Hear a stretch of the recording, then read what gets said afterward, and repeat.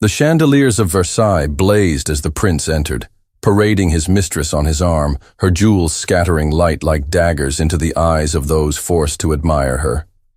He smiled with cruel arrogance, flaunting her beauty not out of love, but out of spite, his silent punishment for the wife he scorned. At the edge of the hall, the princess appeared, draped not in excess, but in quiet dignity, her calm presence cutting sharper than any jewel. Gasps spread through the court as pride and humiliation collided beneath the gilded mirrors, and in that instant, no one knew that the very spectacle meant to shame her would become the downfall of the prince himself. Before we begin this beautiful period romance story, tell me in the comments where you're listening from. I love knowing where you're joining me from. The prince waited in the antechamber because he liked the echo there. It gave his name weight. Every step sounded larger than it was, polished leather on marble, the faint jingle of a sword that was more ornament than weapon. Behind him, servants adjusted cuffs and settled lace so meticulously that it felt like armor. He let them. Vanity was a wall he knew how to build. He could feel the hall beyond before he saw it. The brighter heat of candles, the sweeter air, heavy with rose water and wine. The murmurs, not yet a roar, of people who had come to gaze at one another and measure their standings in the glint of crystal. He lifted his chin, smoothing a strand of powdered hair that had escaped. "The music is ready," said a footman at his shoulder. The man didn't look up. None of them did. Their voices were made to slide under courtly noise, too soft to offend, too direct to be ignored. He nodded. "And she?" "She is waiting, Your Highness." He turned, and there she was, posed as if she had grown out of carved paneling. His mistress was beautiful in the way that made eyes travel. Light gathered on her skin and lingered there. Her gown caught the candlelight like a net. She had asked for color, and he had granted it. The court was an ocean of pale. She would stand out. She smiled at him, and he saw not affection, but gleam. Admiration reflected back and amplified. That was the point. "We enter?" he asked. "If you wish," she said. The words were simple. The way she stood said more. She had learned how to be seen. He had taught her, and she had taught herself the rest. He offered his arm. Her fingers rested on his sleeve like a promise. He thought about the murmurs that had chased him these last weeks, soft snickers behind painted fans, the jokes that hid in compliments. When the city grumbled, the court laughed. When the court laughed, it looked for someone to blame. He would not give them his fear. He would give them spectacle. The double doors opened on a breath. Light rushed in, and with it sound. Violins climbed a polite staircase of notes, and then curtsied. The chandeliers shook their crystals like rain, throwing shards of light across gilded molding, and faces powdered to a faultless smoothness. The hall of mirrors held 100 versions of his vanity and offered them all back to him. Eyes turned as he entered. He felt the glide of attention like heat against his throat. He measured the expressions, envy worn as courtesy, curiosity sharpened into cruelty, admiration posed as indifference. He had walked into rooms like this since childhood. He knew how to surf the tide. His mistress's hand tightened on his arm for a heartbeat and then relaxed. She knew, too. Her gaze rose above heads and chandeliers and landed squarely on the space where power was not a throne, but a circle of watchers. "Slowly," he said under his breath. "Always," she answered. They paced the edge of the hall in a path that had been practiced in dozens of rooms and never admitted as a dance. Servants flowed the other way, all quiet hands and quick feet, bearing silver and crystal. Fans fluttered like birds about to take wing. Laughter spilled in measured drafts that stopped just short of vulgarity. He felt the curve of every mouth, the prickle of every whisper on the back of his neck. He dipped his head to a cluster of nobles that represented yesterday's power and tomorrow's nervousness.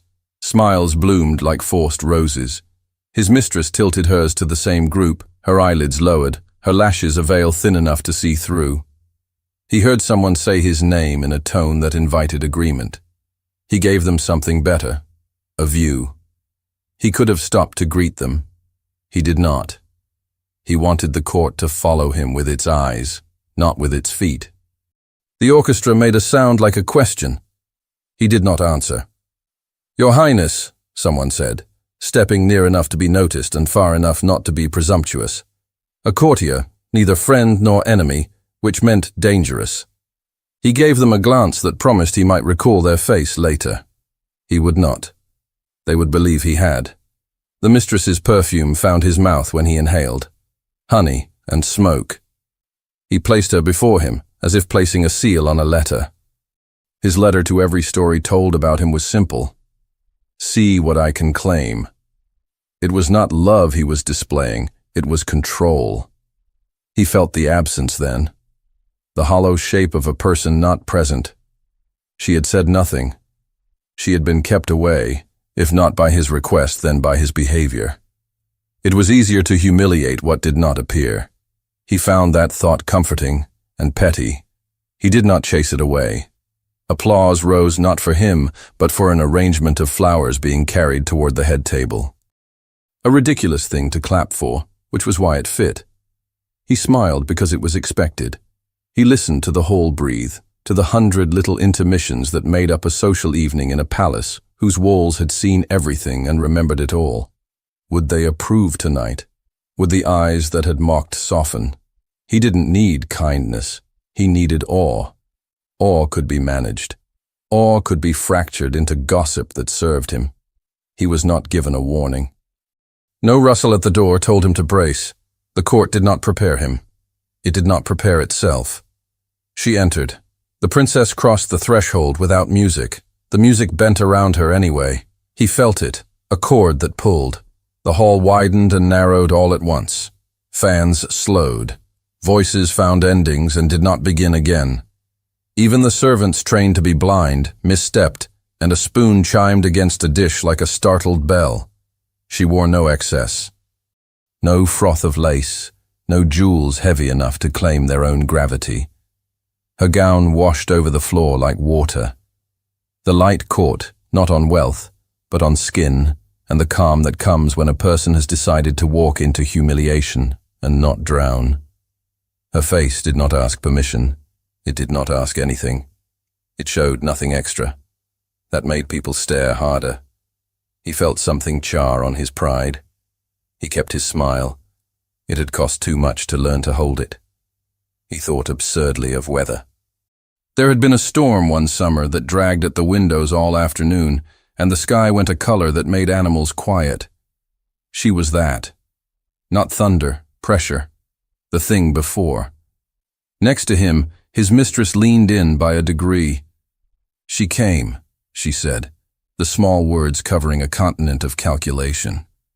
She came, he repeated. Her eyes slid sideways to measure him. He did not allow measurement. He moved forward, because movement was what he had. The hall, his instrument, would be played. If the princess had come to take back dignity, he would drown it in light. The princess paused at the edge of the group that had ceased to laugh, ceased to speak. People remembered they possessed bodies and arranged them, making space without making a point. She accepted the space like a gift set at her feet. Her hand, the one that held a fan, hovered at her waist, steady. A servant, braver than his status allowed, approached her with a question that lifted itself into the air and died, answered with a flicker of the princess's fingers. She did not dismiss anyone. She dismissed fear. She moved stillness through a sea of silk and made it look like walking. He told himself she had come because she knew she would lose if she did not, because absence can become guilt. He told himself many things in the span of a breath. They arranged themselves like cards he would lay down if anyone challenged him. The distance between them closed until it was close enough to count breaths. He dipped his head in acknowledgement because not to would have been a declaration of war bigger than he wanted to fight within his own house. The acknowledgement contained nothing of apology. She received it as it was. "Your Highness," he said, with a smile used for people he intended to charm. "Your Highness," she answered, with a voice that did not lift or lower. A period, not a question. His mistress stood within the angle of his arm. He felt her watching the princess. He felt the princess not watching her in return. The orchestra, sensing the moment had lengthened past its measure, began again.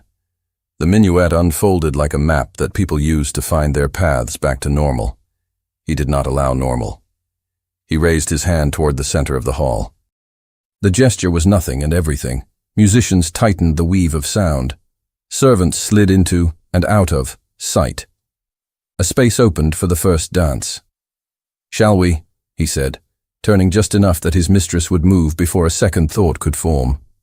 She moved. He led her into the cleared portion of the floor where 24 dances had been performed and judged tonight alone. It was not an invitation extended to his wife. His wife did not require it. He didn't offer it.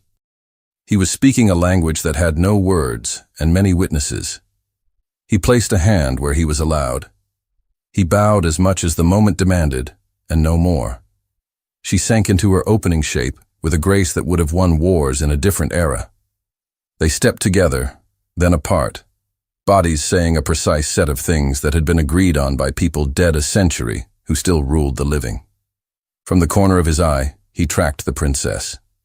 He would not say he watched her. That word was too intimate. He tracked her the way a man in a forest learns to know where the trees are when he runs. Her expression did not change. That, too, was a statement. She did not allow his display to create a wound he could point to and call her weak. She did not grant him that. What would it take to crack that surface, to make her show something that could be used or soothed? He turned his mistress with a flourish that drew a crescent of attention. The fans did that fluttering again, the sound like a soft tide. He bent close enough to say through his teeth, "They will watch for my hand." "They already are," she replied. "Do not drop it." He did not. He performed perfection. The steps were measured, refined. Too refined to be a battle, too sharp to be play. He felt admiration catching like burrs. He felt disapproval bending around the edges, present but less delicious. He made a point of laughing at nothing. The sound carried. He showed teeth because humans like to be reminded of animals while pretending they did not contain one. Still, the princess did not break. She moved through the crowd with a calm that made people forget their own tricks. An older woman, forgotten by many but not by her, straightened under the princess's glance as if remembering her youth. Two men with heads together separated when the princess approached. She had no army. She did not need one. He felt a tremor in his chest that had nothing to do with the dance and everything to do with memory he refused to examine. He commanded it away and executed a turn with a precision that made even the orchestra sit straighter. A servant passed with a decanter. He could have taken a glass mid-step and made it look effortless. He did not. He wanted no distractions in his hands. His mistress's hand burned through fabric. He marveled suddenly and foolishly at how much heat a human palm could hold when ambition ignited it. He guided her forward toward the place where the princess had chosen to rest her gaze. He did not plan the cruelty. He simply swam the current of it. Around the floor, the court composed itself for the spectacle it had come to consume. Laughter dropped in pitch. Conversations folded. Even the rustle of skirts economized into a hush. The servants drew back to the walls like the tide slipping from shore. The air tightened. The princess reached the nearest settee and sat. The cushion accepted her with a sigh. Her fan tilted in her hand. It was a small one, appropriate for someone who did not need to build wind where there was already a storm. The bones of it, carved pale, made a delicate ladder for light to run across. She opened it and closed it with a measured pulse, the pulse of someone whose heart had decided its speed and would not be hurried. He kept his face arranged. He drew his mistress into a figure that placed his back to the princess for 3 beats, then his profile for 3, then his full gaze. He did not let his eyes show that he noticed. He let the dance carry him where it would, and pretended he chose. The music swelled. The flourish came. He presented his mistress to the room, his arm carving a line that said, "Look at this, Look at me. It was the oldest trick. It rarely failed. For a heartbeat he felt what he had come for. The room leaning. The glint of approval half-formed. The shriveled fruit of envy plumping with juice he would drink later, retold as praise. He reached for it. The princess's fan slipped. It fell as if the air had thickened around it, as if time had made polite space. It slipped. It turned. Its carved ribs caught a beam from a chandelier, and the whole room watched it turn once, twice, and strike the polished floor with a sound that was soft and catastrophic. The orchestra faltered, then stopped, as if instruments were not built to play while a thing like that happened. Silence came on so fast it seemed someone had snuffed it with a hand. He froze, not in body, because bodies at court are trained against freezing, but in something more private. The dance did not end. It collapsed like a tent when a pole is pulled. The sound the fan made was not loud, but it went everywhere. It touched servants and nobles equally. It tucked itself into ears and refused to leave. It was a sound that was also a question. Who will raise it? He could feel eyes turn not to the fan but to his hands. All his practice told him what to do if he were a better man, or a different one. He told himself he was weighing dignity against performance. He told himself there was strategy in waiting. He told himself many things in the space of 3 heartbeats that were louder than they should have been. His mistress's fingers trembled for the first time. A small, almost nothing movement, but in a room where nothing was missed, it was noticed. She looked at him, not at the fan, at him. She knew, as he did, the code that had governed rooms like this longer than either of them had been alive. Beyond the immediate circle, the court had gone as still as it could while still breathing. A cough would have been a weapon. No one dared. The princess did not move. Her gaze flicked once to the fan, and then rose. It found his face. There was no plea in it. There was no forgiveness waiting to be dispensed if he did the right thing. There was only a truth offered without ornament. He had made this moment. He could unmake it. He could not unmake its memory. He felt the weight of that knowledge like a hand between his shoulder blades. It did not push. It held him where he stood and asked him to decide. The chandelier above trembled. A draft had found it. Crystals chimed together, a small, bright rain. Wax beaded, fat and slow, at the lips of candles. Somewhere a servant's shoe creaked. The noise sounded as loud as a drum in the hush. He imagined, only for a breath, stepping forward, bending, taking the fan in his hand, and handing it back to the woman who had carried his name with a kind of dignity he had not paid for. He imagined the split in the court's mouth, half of it calling him weak, the other half pretending they had always wanted this. He imagined the relief in his chest for choosing a thing that did not make him feel smaller. Then he remembered why he had come to the hall the way he had. He remembered the jokes that tasted like ash, because he laughed at them with everyone else. He remembered that awe is not given, it is taken. He kept his feet where they were. His mistress shifted. The space between her and the fan felt like a valley he could not cross without changing shape. He did not change shape. He became heavier, denser, as if his bones had chosen stone. In the quiet, the court leaned forward. No one spoke. No one had to. There are moments when rooms think, and everyone hears them. The mistress took a breath that touched his wrist. It was a trembling intake and a steady release. She let go of his arm. The movement was small and total. Without asking permission, without a glance to the princess, she stepped toward the fallen fan. And the prince did not move. The mistress lowered herself, the silk of her skirt whispering against the polished floor, as if the hall itself had leaned down to listen. The fan lay like a small wounded bird, carved ribs catching the light, lilies glimmering pale as bone. She did not rush. She measured the space, felt the eyes, felt the prince's stillness behind her like a wall that refused to move. She picked up the fan with 2 fingers and the lightest graze of her other hand, careful to make it look like reverence and not possession. Time stretched just long enough for the court to taste the choice. She rose.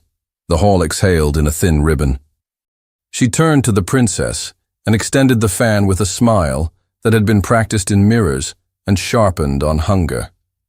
"Your Highness." The princess accepted the fan without flinching. Her fingers closed over the cool sticks, the silk whispering once as it settled into her hand. Her gaze touched the mistress's face and moved past as if nothing of consequence had occurred. "Thank you." The mistress felt heat flicker in her throat and then die. No triumph. No flinch she could hoard. The gesture had landed, but not where she had hoped. She shifted her weight, aware of the prince a breath away and the court measuring the gap between them. Eyes asked a simple, terrible question. If the mistress could bend, what would the prince do? He did not step forward. He did not apologize. He did not rescue the moment. He merely blinked once, slowly, as if the hall were too bright. The orchestra scrambled for cues like men picking up scattered coins. Bows lifted. The first notes returned thin and ragged, then gathered themselves with a dignity born of habit. Conversation, shocked into silence, tried on a laugh and wore it poorly. Servants, pale with relief, resumed their patterns against the walls. The mistress let herself be guided to the center, because to refuse would be to admit she needed a permission he had not offered. Her arm returned to his sleeve and held, not for support, but to anchor a story. The story said, "We meant this." The story lied. He moved as if his body had never forgotten how to charm a room. The steps were exact. The angle of his head gave people a view they would remember. But beneath his skin, his pulse beat unevenly, and the mistress felt it through the wool and linen, and a rhythmic drum telling on him. She kept her mouth close enough for her words to belong to him if anyone asked. "They saw," she said. "They were meant to," he answered, smiling for the ceiling. "They saw you hesitate." The smile never left her face. Only the smallest muscles at her jaw spoke of tension. "They saw us recover," he said. Recover was generous. The room had decided to be merciful, because cruelty is more delicious when the victim tries to stand. The mistress turned with him, letting the light carve them into a tableau. She felt stares like pins along her shoulders. She wore them as decoration. He leaned toward her with a show of indulgence. "You did well. I did what you did not." She breathed the sentence and watched it vanish into the air between them. If he heard the barb, he refused to bleed. They brushed the edge of the circle where the princess had taken her seat. Candlelight sat on her like a blessing someone had forgotten to revoke. The fan in her hand opened and closed with a steady rhythm, neither nervous nor vain. The mistress tried to savor the fact that her fingers had been the last to touch it before those pale, controlled hands. The sweetness tasted thin. "Smile," the prince murmured. She did. It landed like a slap on the polished floor and slid away. The princess did not need to claim space. The space claimed her. People arranged themselves at angles to her presence, careful, admiring, hungry. She felt the weight of their appraisal like a corset tightened too far. She breathed against it, letting the pain become a fact and not a message. The fan rested in her palm, warm now where the mistress's touch had been cool. She looked at the lilies stitched into the silk, familiar, delicate, stubborn. She had chosen them long ago when symbols were gifts, not weapons. Now the fan was both. The music resumed its graceful architecture around her. The prince and the mistress traced the design with competence that would be called beauty if no one cared to look beneath it. She watched without blinking, because blinking would be read as weakness, and weakness would be read as guilt, and guilt would feed the hall. A young noblewoman hovered near, a figure from the corner of her vision, then thought better of any approach and retreated. The princess felt a brief tenderness for the girl's confusion. Kindness at court was a currency so rare that it was almost obscene. She folded it away. She could not use it now. A servant passed with a silver tray. The princess took a glass, because not to would make an issue out of thirst, The wine stained the rim, and not her mouth. She placed the glass back as soon as it would be noticed. She knew the game in this room better than anyone believed she did. She let her eyes settle on the prince's face when he was far enough away not to feel it and near enough to be reached. She saw the performance and the crack beneath. He knew he had failed a test that no one would write down, but everyone would remember. He had chosen spectacle over mercy. He had always been better at the former. The latter had never won him applause. She lifted the fan once and hid her mouth behind it briefly, not to conceal emotion, but to make the gossipers around her feel they were clever for imagining it. She would give them a shadow. They would invent a storm. Across the floor, his laughter found her, bright, unnecessary, precise. It skimmed across her skin and broke. She imagined what it would be to have him laugh in their rooms as if his joy belonged to no one else. The thought embarrassed her. She let it go. "Your Highness," someone said with a small bow that did not block her view. A courtier she did not bother to recognize brought words curled like ribbons. "A toast will be called." "To what?" she asked. He smiled with his eyes and not his mouth. "To constancy." She nodded once. The word cut several ways. The court liked words that did. The dance reached a figure that required separation, a clean drifting apart before a return. The prince turned at the edge and, for a beat, faced the princess squarely. He did not bow. He did not need to. The refusal was itself a display. She did not lower her gaze. He was not a god. He was a man in powder and lace who had lost his way inside his own need to be adored. The mistress felt that look pass over her shoulder like cold air from a door opened in winter. She smiled at the room harder because the cold had to go somewhere, and if she did not direct it, it would land in her bones. She cut her eyes toward the circling crowd and found approval cheap and thin. It warmed nothing. "Look at them," she said softly. "They have chosen sides and told themselves they haven't." "They always do," the prince replied. He shifted his hand against her back, a pressure that said we are winning while the pulse said something else. The music slowed, a graceful decrescendo designed to usher applause into being. Hands rose, palms touched. The clapping came careful and loud enough to be heard from the street, if the street had cared to listen. It did not. The street had its own applause. It used stones and shouted slogans. The court pretended not to hear that orchestra. A master of ceremonies moved his way to a position in which he could be noticed without seeming to ask for attention. He lifted his voice with the practiced ease of a man who understood how much air to push into a room to keep it afloat without capsizing it. "A toast," he announced. "To constancy." Glasses lifted because hands know what to do, even when hearts do not.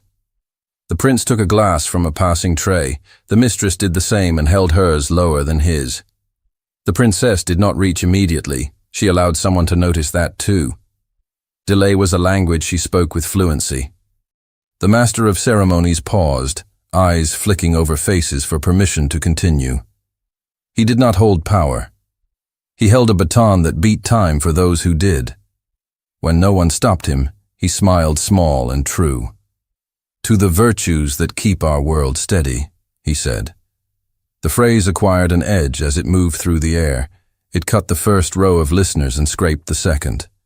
The prince raised his glass and said nothing. Words would have given the toast a shape.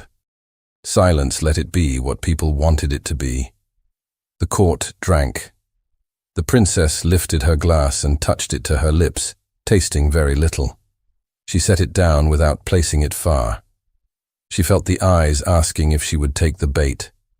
She never took bait. She let it rot where it lay. The mistress allowed her wine to touch her mouth like an oath that meant nothing. She flicked a glance at the prince and found him watching the princess again. The glance was not possessive.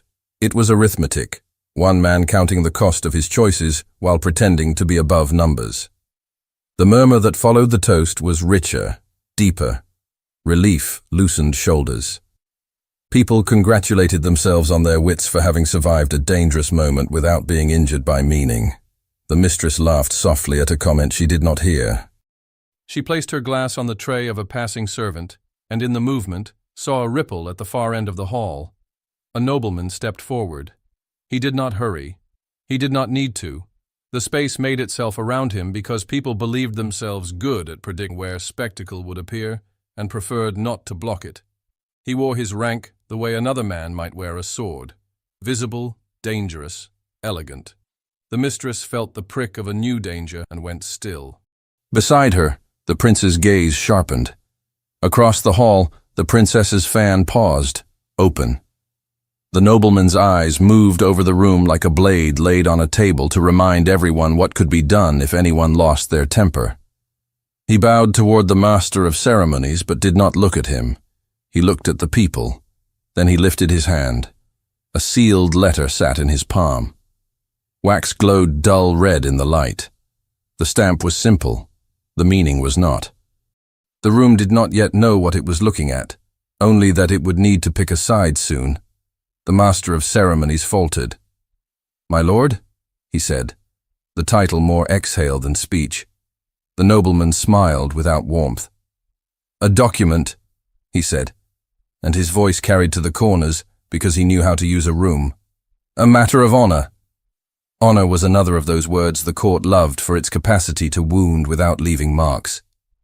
It moved through the hall and found throats willing to carry it. The prince's jaw tightened. The mistress felt the corded anger hitch his breath. She placed 2 fingers, light, against his sleeve. Not to calm him, but to tell him she was here. Whatever being here would mean when this finished. The princess rose, not hastily, not slowly. She did not move toward the nobleman. She did not retreat. She stood. The fan tilted, and then stilled. The room adjusted its weight to account for her vertical grace. Standing could be many things. She made it a decision. "Perhaps later," the prince said, his words directed toward the nobleman and also toward the crowd, toward the night itself. He gave a smile designed to remind everyone that he could take the sting out of anything if he chose. "Later is where cowards live," someone near the back whispered, too softly to be named and too loud to be completely safe. The whisper slid along the floor and curled around ankles. People pretended not to feel it. The nobleman did not look at the prince when he answered him. He looked at the princess. "Some matters prefer daylight," he said. The mistress's mouth went dry. The prince's fingers flexed once at his side. All the control he let himself have.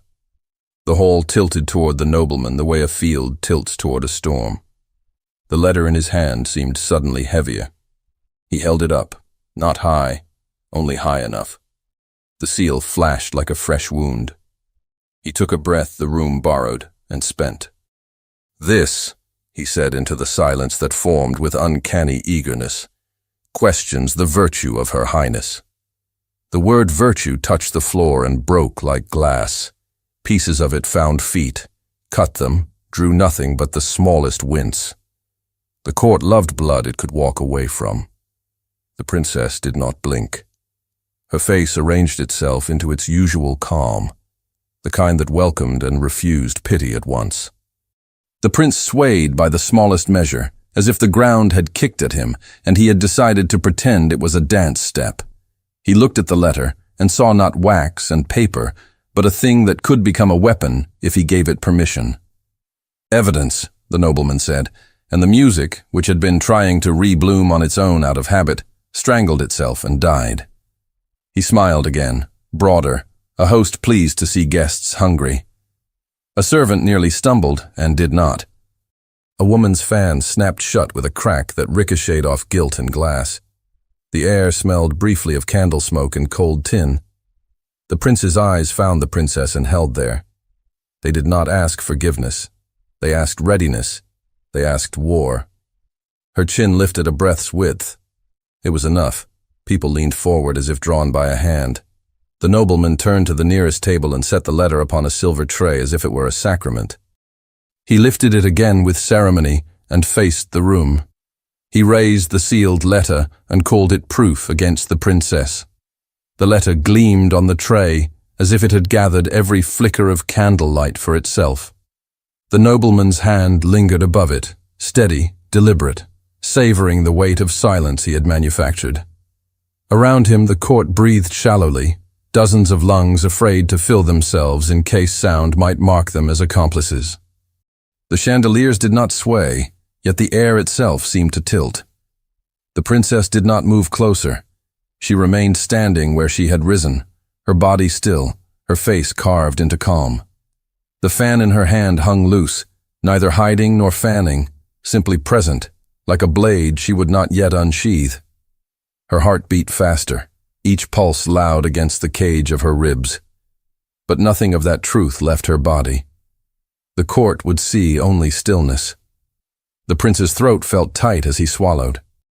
The letter looked small, ridiculous even, in its wax and folded paper. Yet the power of it was undeniable. He glanced once at his wife. Their eyes met, and in that silent collision he saw what he had always feared. She did not need him to stand upright. She never had.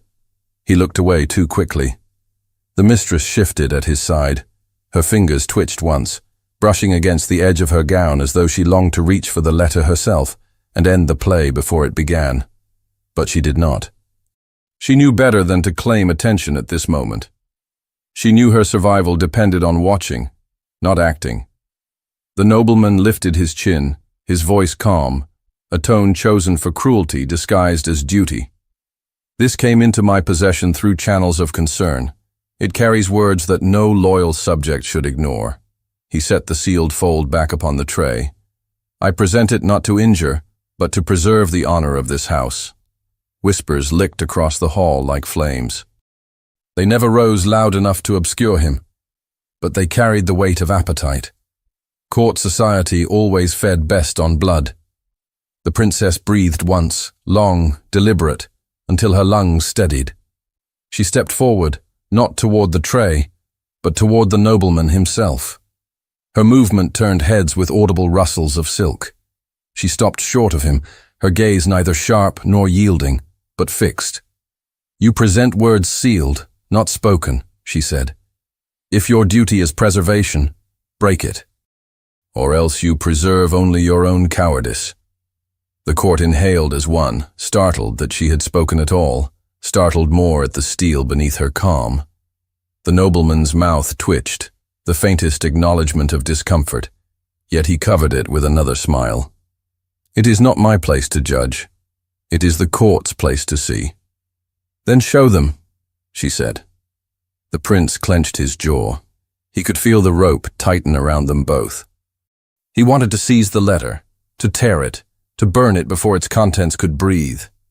But he knew the court would not see defiance in that act. They would see guilt. And he had given them enough reasons already to mock him. "Perhaps this theater has gone far enough," he interjected.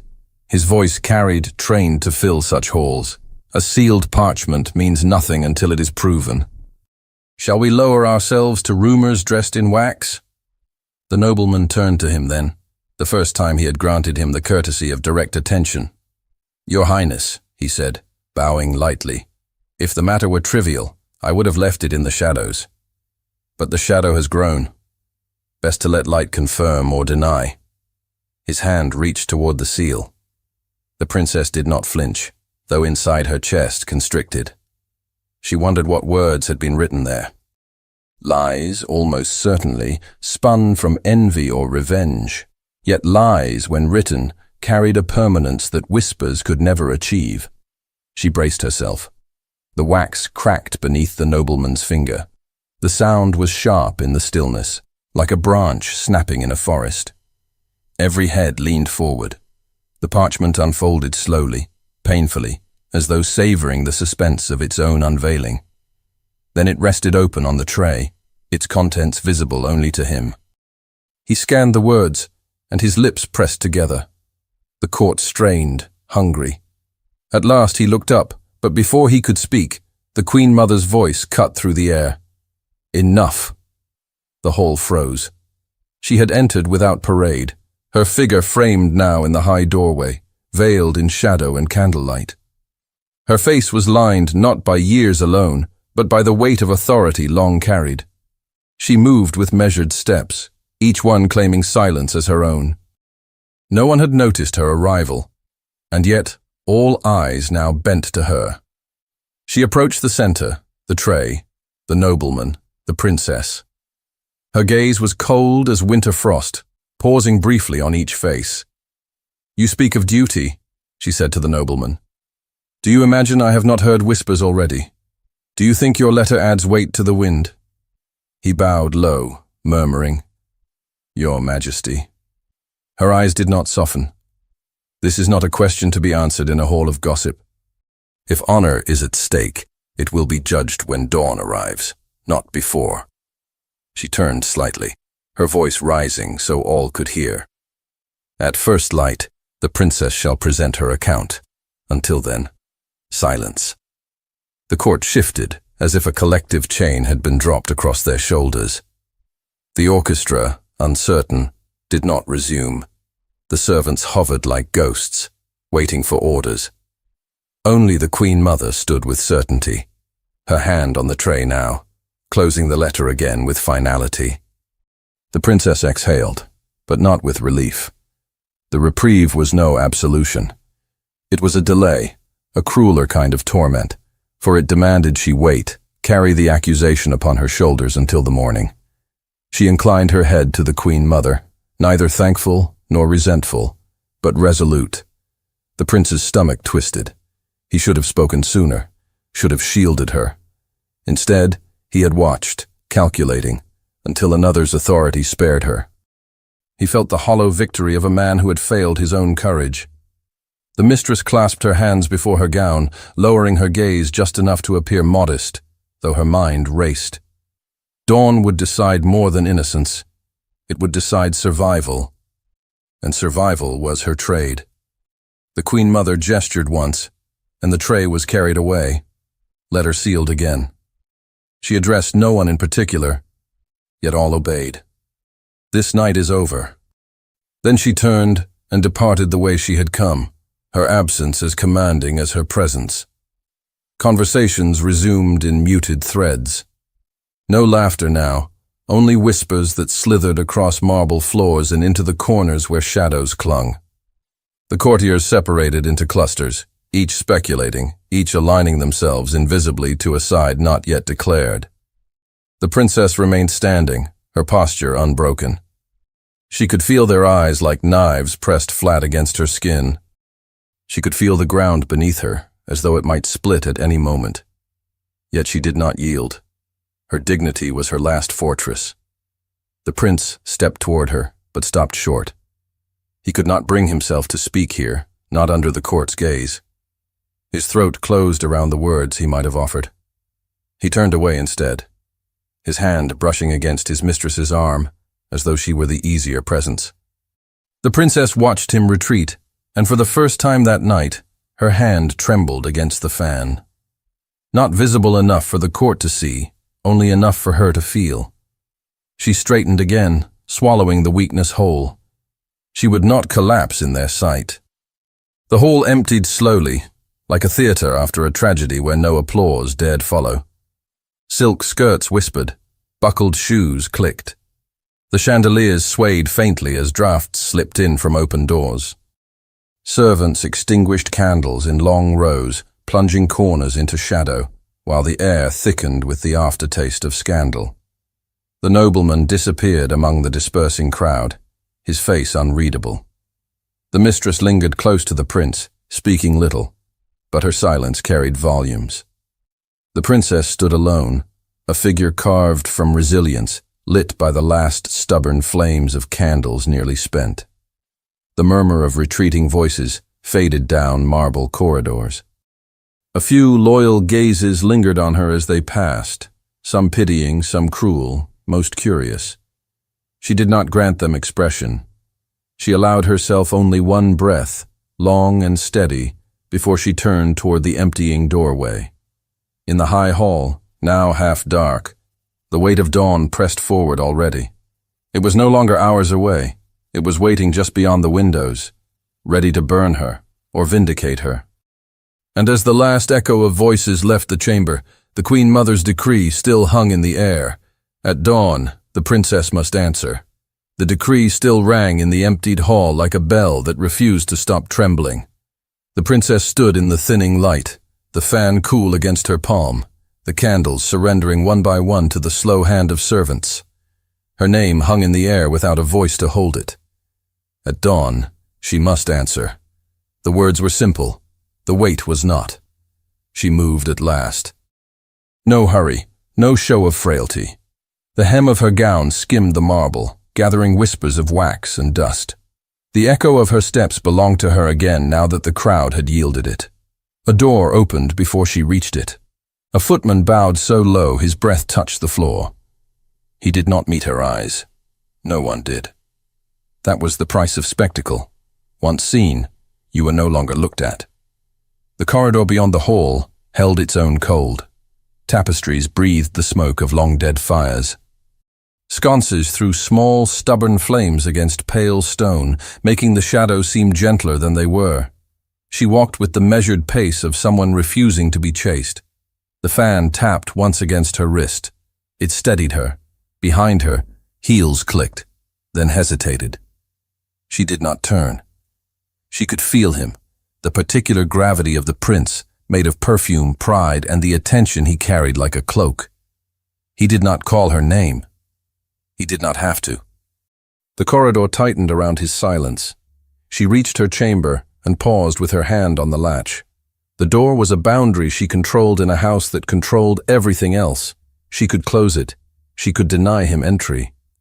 The thought was sweet and thin. She opened it instead. The chamber received her without ceremony. The fire was low, the coals a red map drawn in breath. The air had the stale softness of a room waiting to be used again. A chair angled toward the hearth. A table held a carafe of water and 2 glasses, because habit completed scenes before their actors chose to. She stepped inside and did not sit. The fan rested on the table, lilies turned toward the ceiling. She traced one petal with a fingertip, and then pulled her hand back as if from heat. A knock sounded against the door, polite to the point of insolence. She answered without raising her voice. Enter. He came in with a carefulness that almost missed the threshold. He closed the door with his hand, not a gesture he performed often.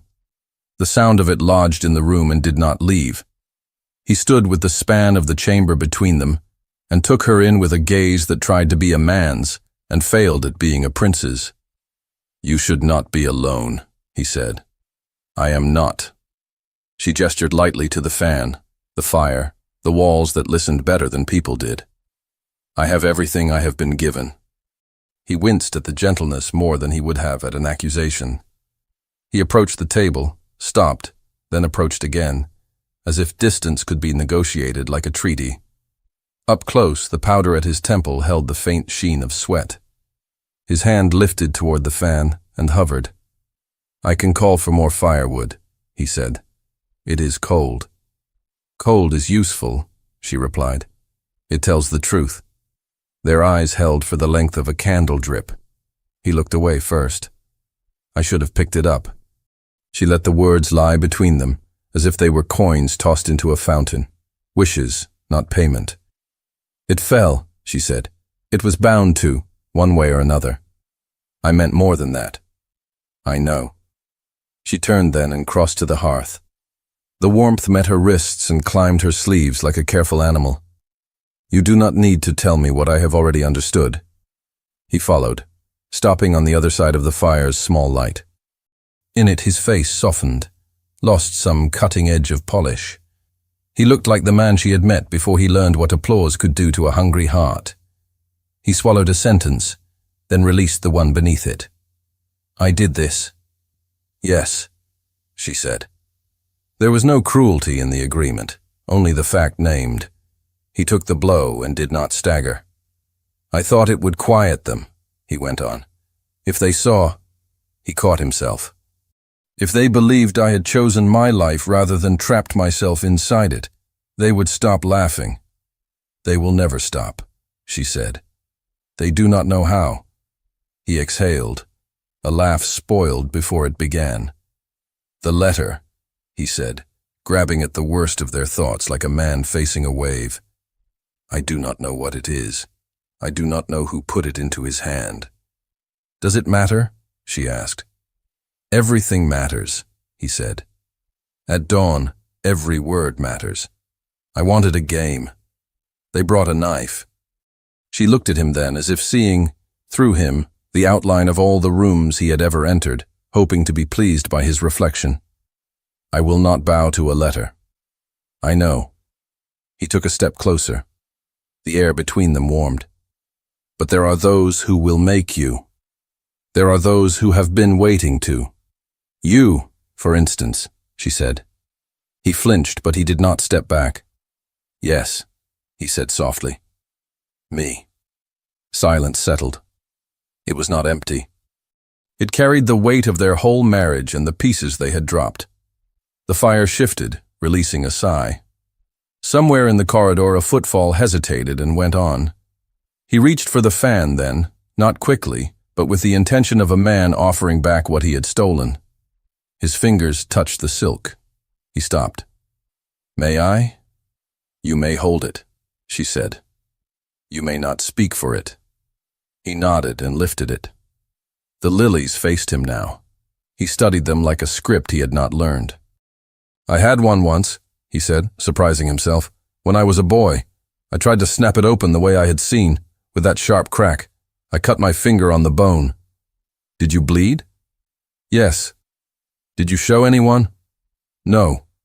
He rotated the fan and closed it with a careful pressure. There was no crack. I did not want them to see how badly I wanted to be someone else. She watched the fan in his hand. You still want that. He did not argue. It is late, he said, not as a dismissal but as a fact that contained the shape of the coming dawn. You should rest. You should stop advising me to do what you are unable to do yourself, she said. You do not sleep when you regret. She used regret because it was the only word he could bear the sound of. He let it lay. The door knocked again, softer this time. Neither of them moved. The knock repeated. He set the fan down and turned toward the interruption. Who is it? A voice evenly pitched answered. Permit me. He looked to the princess. She inclined her head once, a queen granting audience where none was owed. He opened the door. The mistress entered with her gaze lowered in a posture learned in salons where pity is punished with boredom. She closed the door behind her and stood just inside it, as if the space itself were a precipice. The fire threw her shadow long. This is not your hour, the prince said. No hour is mine, she replied, looking up now, her voice steady. Unless it is lent to me. Her gaze flickered to the princess and held. I will be brief. The princess gestured toward the chair near the hearth. You may speak standing, she said. It is easier to leave quickly that way. The mistress accepted the condition with a dip of the head. She gripped her hands together at her waist, as if to hold them from doing anything foolish. I have played a part I thought would keep me alive, she said. I do not apologize for wanting to live. I do apologize for the harm my wanting has done. The prince's jaw moved once, then held still. Say what you came to say. The letter, she said, and her voice wavered for the first time. Not with fear of consequence so much as with fear that she had misjudged the line between confession and suicide. It is not a love letter. It is not yours. It was placed. Men who will not touch scandal with bare hands wrapped it in wax and gave it a name to kill with. The princess's eyes narrowed, the first visible shift all night. You are certain? I did not write it, the mistress said. I did not see its words. I saw it move. That is all. I saw a purse change hands and another hand point toward a name that would make the court lean. You were told to be here tonight, the prince said. It was not a question. Yes, she said. I was told to be obvious. I was told to be beautiful for you and foolish for them. I was told there would be reward for boldness. What reward? The princess asked. Forgiveness of debt I never incurred freely, she said lightly, as if naming it made it weigh less. Protection from mouths that open doors or close them with a word. I have nothing of my own. They keep ledgers. I wanted to become a line they could not erase. And in doing so, the princess said, you tried to erase me. The mistress's eyes flinched at that, then steadied. I tried to make myself visible enough to survive. I am not noble. I am not kind. But I have no wish to be used to end you. Now, the prince murmured. Now you have no wish? She looked at him with a candor that burned. Now I have seen her, she said.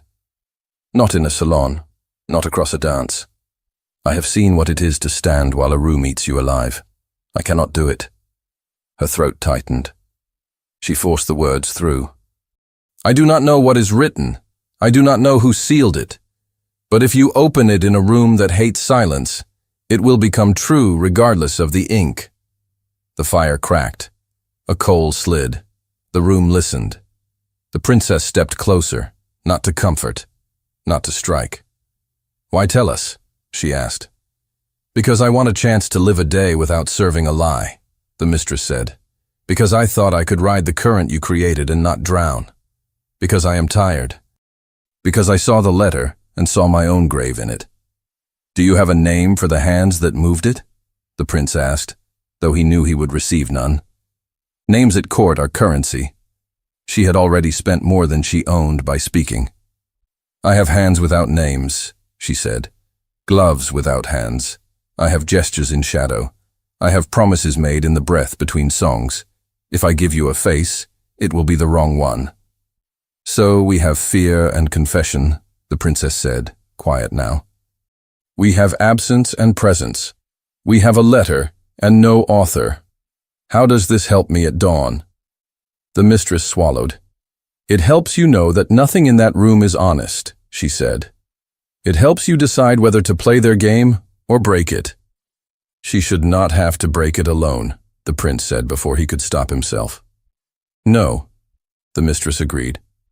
She did not look at him when she said it. Silence settled again, complex as lace. The prince moved to the table and poured water into a glass. He offered it to the mistress. She took it in both hands as if it might escape. She drank and placed it back, careful not to leave a mark on the wood. I do not ask forgiveness, she said to the princess. I ask you not to mistake my greed for malice. I have done wrong. I am trying to choose a smaller wrong. The princess's mouth softened by a degree that would have been invisible to any but a person standing so near the fire that heat made eyes prick. Thank you for bringing what you have, she said. It is late. The mistress understood she was dismissed, and that the dismissal was a gift, not a punishment. She bowed, this time not low, but true. She turned to the door, paused, then looked back once. If you must stand alone at dawn, she said, stand knowing I will not watch with hunger. Go, the prince said. His voice held no command. It held weariness. She left. The latch clicked softly. The corridor reclaimed her footsteps. The room inhaled once she was gone, the way rooms do when a certain kind of pressure leaves. The prince faced the fire and felt the place in his chest where his vanity lived begin to ache as if it had been wrenched. He glanced at the fan, at the lilies, at the hand that had rested over them before they fell. She is right, he said. It does not matter what is written. It matters who speaks first, and how loudly. It matters who believes, the princess said. She moved to the window and pulled the curtain back a hand's breadth. The night beyond was dense, the sky pressing close to the glass as if listening. A faint glow at the horizon, no more than the idea of light, stirred. The court will believe what saves it the trouble of thinking. He joined her, close enough that his sleeve brushed hers. Neither stepped away. The reflection in the window showed two figures not touching, bound by air. I cannot take it back, he said. No, she replied, but you can stop taking. He turned the words over. They cut, then cleaned. I thought I knew how to command a room, he said. Tonight it commanded me. You fed it, she said. It will always ask for more. I do not have more, he said. It was the barest confession. She let the curtain fall back into place. Dawn will come whether we stand ready or not. I am not ready, he said. You will be, she answered, and for the first time something like warmth moved through the line of her voice. Not forgiveness. Not yet. Not even hope. Recognition. You will speak. Consider what you wish those words to become when they are repeated by mouths that do not love you. He nodded. He felt the invisible audience leaning even here, in this small room, as if the palace had lungs and listened. And you? I will stand, she said. I will not bow to a letter. If they ask for shame, I will give them silence. It weighs more. Let me do something, he said, and the urgency in him made his hand shake as it reached for the fan. He lifted it and closed it in his palm, the smooth sticks held with a care that might as well have been prayer. Let me carry this. Carry it, she said. Not for me, for yourself, so your hands remember what it is to hold without breaking. He pressed the fan against his chest, as if his heart needed a tutor. He looked at her and found in her face the same calm that had unnerved the hall. It did not frighten him now. It steadied him. His breath steadied. They stood in the failing firelight, the room shrinking around them as heat surrendered to the hour. The sounds of the palace at night crept in, distant doors closing, a cough, the brush of a skirt. Somewhere the memory of music wandered like a ghost that had forgotten its melody. He set the fan gently on the table again and stepped back. I will not leave you to go through this alone, he said. You have already left me, she replied, without venom. But you may walk with me now. He nodded, accepting the truth and the offer inside it. He looked at the coals and the last small flame. He did not call for more wood. He let the fire fade, as if the room must grow dark to let the morning be real when it came. He moved to the door, and then paused, turning back once more. If they ask me why I am here, I will tell them I am tired of hearing my own name spoken with such emptiness. Better, she said, to tell them mine. He swallowed and bowed his head. It was not a courtly bow. It was the small acknowledgement a man gives when he sees the size of another's strength. Very well. He left. The latch made that soft click again. The princess remained at the window, hand on the curtain's edge, eyes lifted toward a sky that had not changed for kings. The room cooled around her. She lifted the fan and opened it. The lilies spread like a breath taken without pain. She stood like that for a long moment, inhaling the smell of ash and linen, listening to the palace learn the shape of the coming day. When she finally let the curtain drop, the barest gray had begun to gather at the rim of the world, thin as promise and twice as fragile. The sky was pale with the first breath of morning when the court assembled again. Versailles had not slept. The corridors whispered all night, candles replaced one after another so that gossip would not die in the dark. Now, as dawn pushed its thin light through tall windows, nobles pressed together in the hall, their silks duller under the honest glow. The chandeliers seemed tired. Even the mirrors looked less forgiving. The princess entered without escort. Her gown was the same as the night before, creased slightly at the hem, as if to remind them she had stood through hours of waiting. She carried the fan at her side, closed, lilies folded, its silence louder than any ornament. Her steps were measured, not fast, not hesitant. She walked like one who accepted that the world might end today, but refused to let it claim her posture. The prince was already there. He had not slept either, but the powder on his face disguised the night. His shoulders bore the stiffness of too many masks worn too long. Yet in his hand he held the fan he had promised to carry, and the act steadied him. He watched her approach, and for the first time in months, he did not search her expression for advantage. He searched it for courage, and he found it. The Queen Mother sat at the center, her gaze sweeping over the crowd like a blade. Around her, Nobles arranged themselves with the care of gamblers laying down cards. The nobleman who had raised the letter stood nearby, his chin lifted, waiting for the moment when scandal would become truth. The princess stopped in the circle cleared for her. She inclined her head to the Queen Mother, but did not bow. Silence stretched, waiting for her words. Before she could speak, the prince stepped forward. The hall shifted, startled. His voice was steady, but beneath it ran the crack of confession. "I will speak first." The Queen Mother raised a brow. "You are not the one accused." "Then let me be." His gaze moved across the court, refusing to avoid their stares. "I invited shame into this hall. I made my marriage a spectacle. I paraded vanity as though it were strength. I thought myself admired, but I was only pitied. If there is guilt here, it is mine." The mistress stood among the crowd, her eyes lowered, hands clasped tightly. She had no role now but to watch, and yet every word struck her as if spoken into her bones. She prayed silently that he would not falter. The Queen Mother studied him. "And the letter?" "False," he said. He did not hesitate. "A fabrication, born of hunger for scandal. I name it such before it is even read. I know this woman." He turned to the princess, his voice dropping. "I have not treated her as I should, but I know her. She carries dignity, where I have carried only noise. She deserves more than silence in her defense. She deserves truth." The princess felt her chest tighten.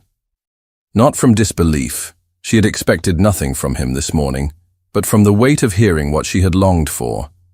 He had not said love, not yet, but he had given her respect in front of the wolves. It was a beginning. Murmurs darted through the crowd like startled birds. Some faces softened, others hardened. The nobleman holding the letter frowned, his advantage slipping through his fingers. He tried to recover. "Words are wind, Your Highness. Proof is ink. If the seal is opened—" The Queen Mother silenced him with a raised hand. Her eyes returned to the prince. "You would stake your honor on hers?" "Yes." His answer came quickly, and it rang through the chamber. "Let it be mine to lose if I lie."